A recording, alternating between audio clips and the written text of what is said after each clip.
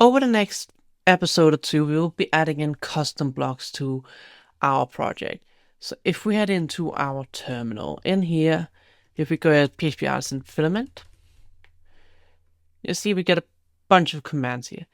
Now what we can do is we can create a new rich editor custom block. We can call this hero block.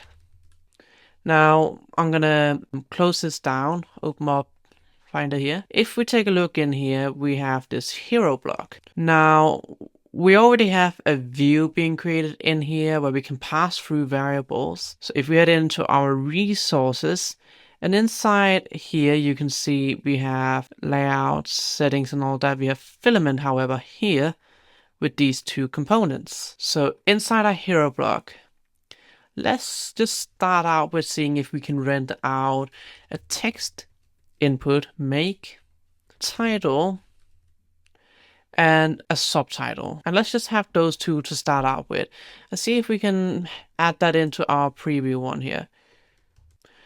And then if we head into our blade component for the preview, let's just see if we can output out the title and the subtitle. Now nothing appears because we haven't actually added in anything into our component.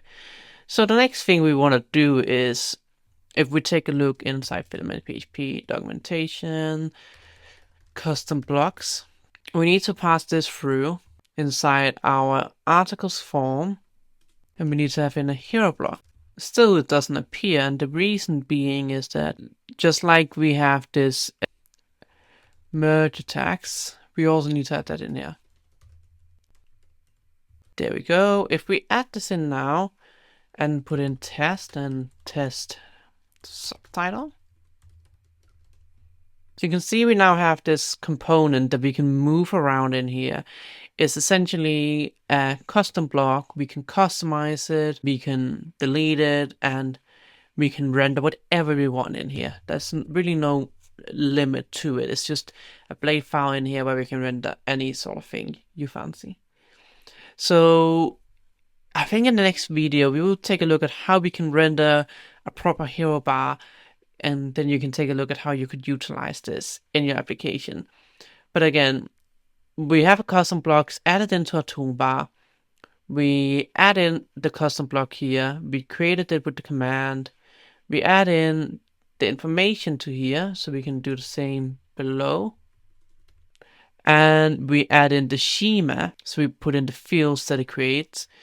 We have a get label and ID. The label in this case will be this bit here.